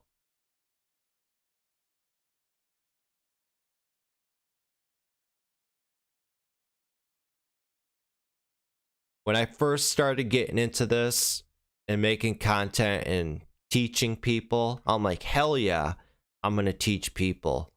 Everybody should know about the stock market, but you just slowly start to realize that a lot of people, they're just not dedicated.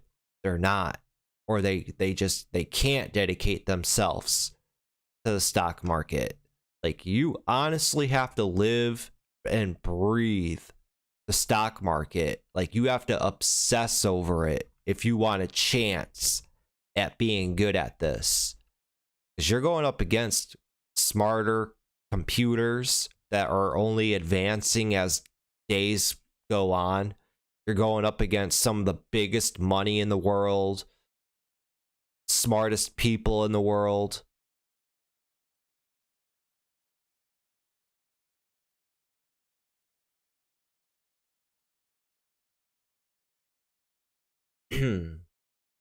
But yeah, I needed a much well-deserved break.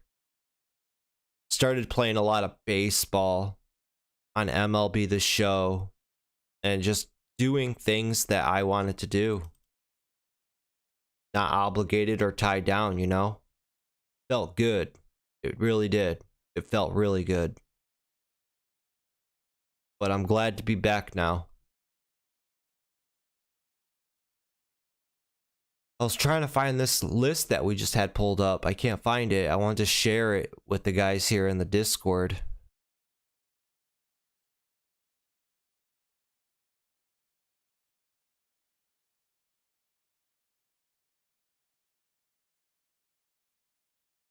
I forgot what I typed in.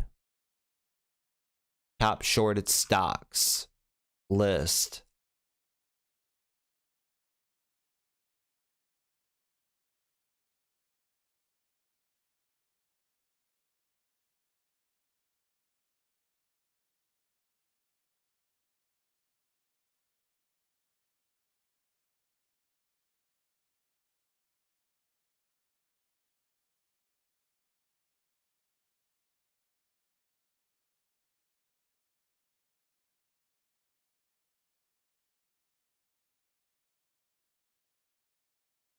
Yeah, I ain't gonna be able to find it.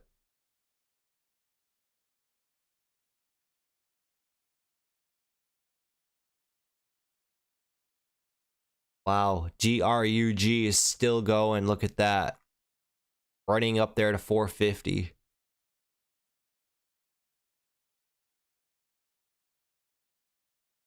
It's up 350% on the day.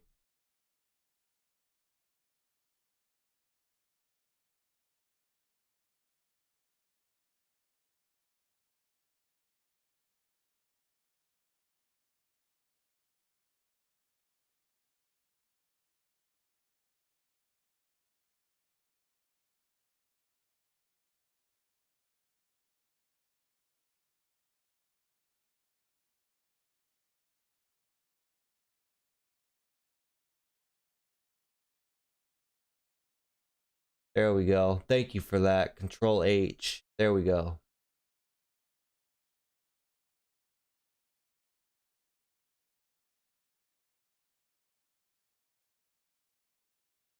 I'll share it with you guys here in the stream. That's the website that we were just. Oh, it's too long.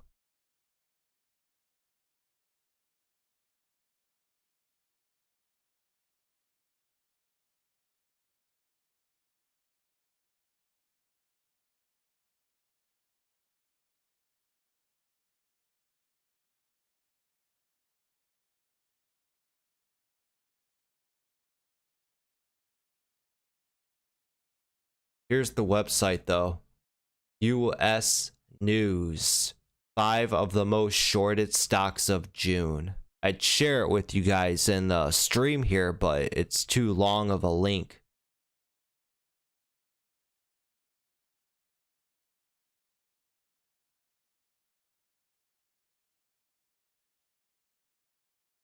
Yeah, it's one character too long.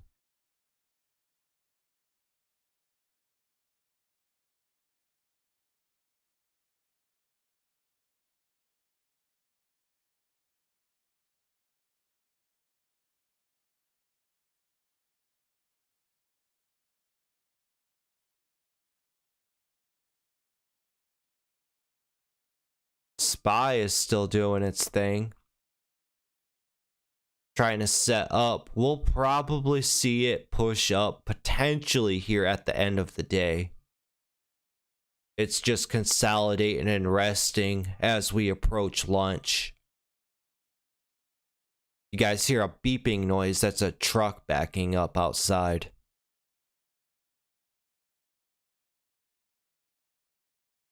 And then there's INDO. That was another good one. Nice bounce there off of 7 up to 8.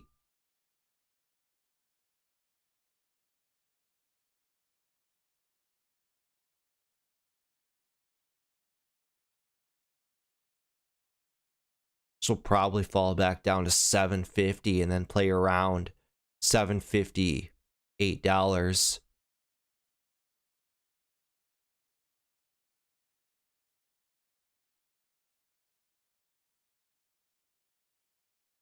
We got 6 minutes and this stream will be going for 2 hours. So if you guys have any questions or any stocks you guys want me to look at, ask away. I'll end the stream here at exactly 2 hours, so in 6 minutes. No one's gonna sit and watch a 2-hour stream.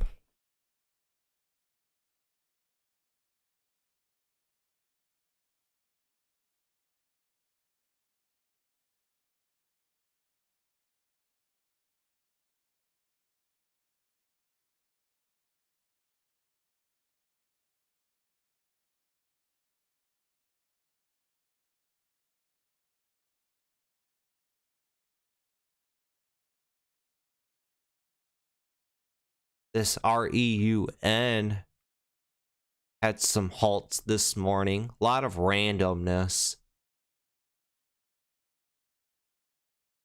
Halted right when the market opened. Opened back up for a brief moment, then halted again. Opens up at 450, rips up to 5, halted.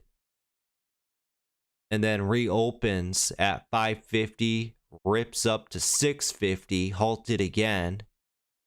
Then it opens up at 7, and then it's been downhill since.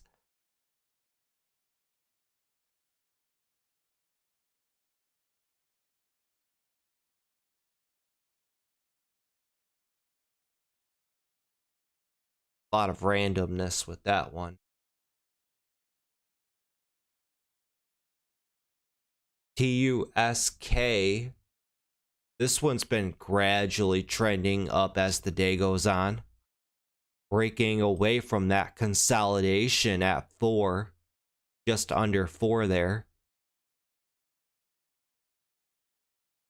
Mammoth, another energy stock running there with INDO.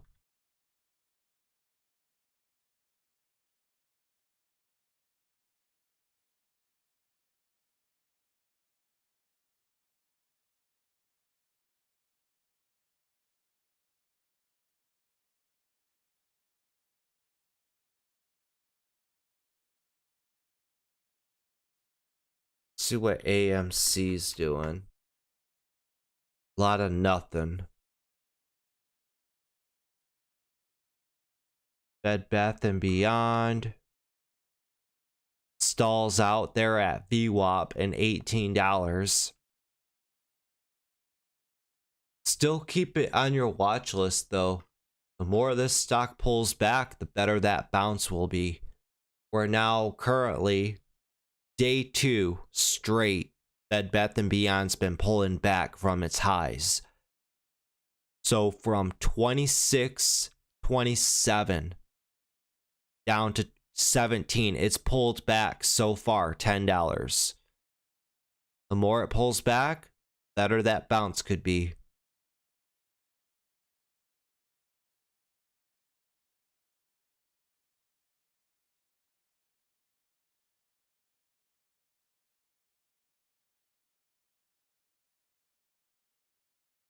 GameStop, same scenario. It's like the big three: GameStop, AMC, Bed Bath & Beyond.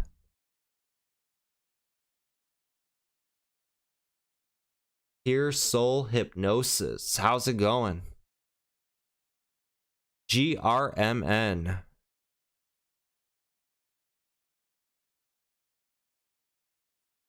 This is Garmin.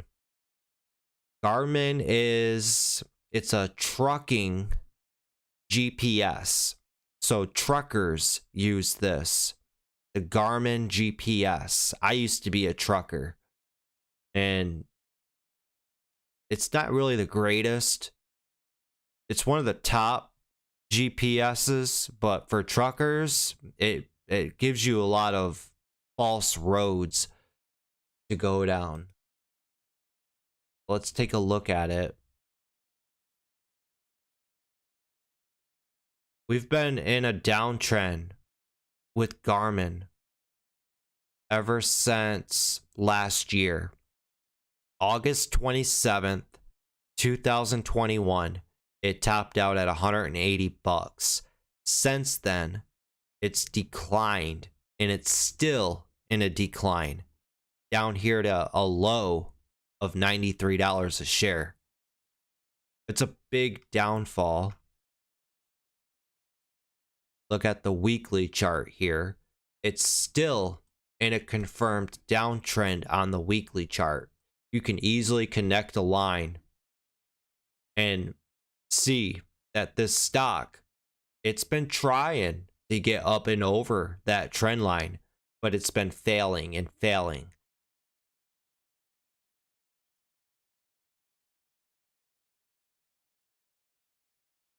Let's see.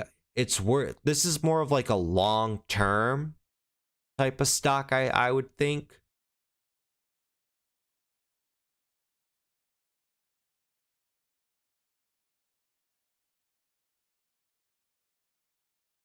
See, this was a nice run up here from 2009 to 2021. That was a good run up. For long term though, technically right now, Garmin is in a downtrend, and it's in a confirmed downtrend. It's trying to bottom out just below 100 here, but the big picture, it's in a downtrend. It hasn't broken that downtrend, so we got to stick with the downtrend until the chart proves otherwise. Now, if we go and look into the financials and into the company itself, I don't know. I don't know if Garmin has anything going for them, if they're still one of the top trucking GPSs out there. I don't know. I mean, most people now use their phone, you know? And even when I was back trucking, Garmin was one of the top GPSs, but it had its flaws. It would lead you down the wrong roads. It would lead you to bridges that weren't high enough. It had its flaws. I don't know if they've corrected it since, but today's world, you don't really see too many people buying GPSs. They use their phone. That's the thing.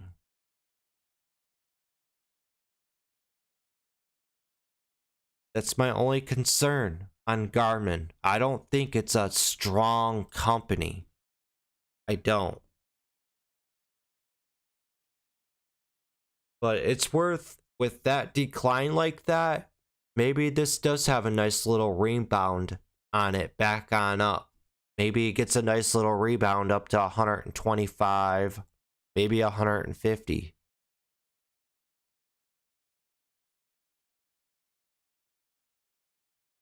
Looks like they put out good earnings every time.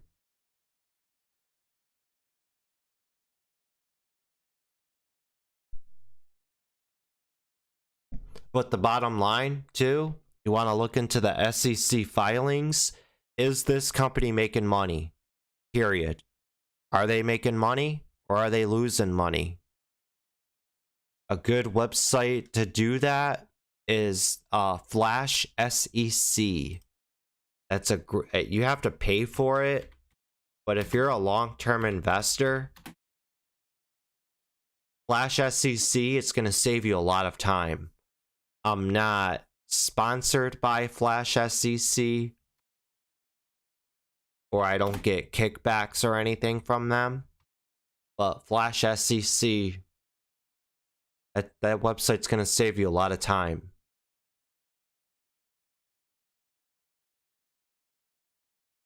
Glad to hear you back streaming. It's good to be back.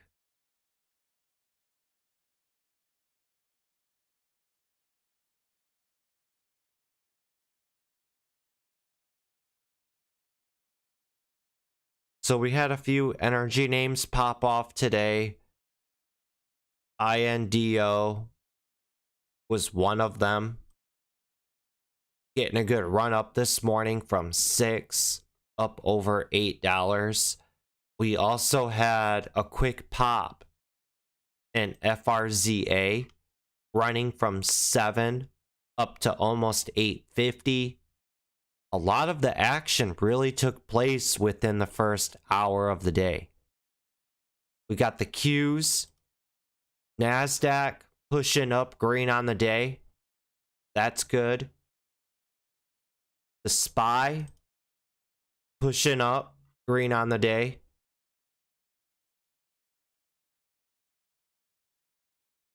And Sava was another name this morning.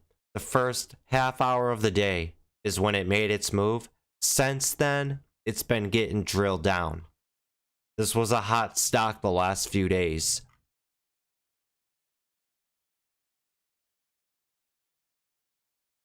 Bed Bath & Beyond recently perked up. This has been getting drilled down. So let these stocks pull back. Let them pull back. Let them do their thing. And let them set up. Maybe we get good bounces on a lot of these names tomorrow.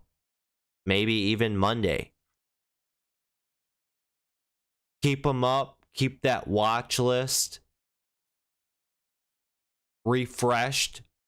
Flow through your stocks and focus on the best setups.